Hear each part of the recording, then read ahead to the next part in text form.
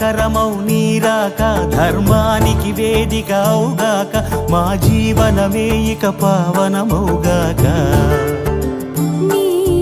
పాలన శ్రీకరమౌగాక సుఖ శాంతులు సంపదలిడుగాక నీ రాజ్యము ప్రేమ సుధామయమౌగాక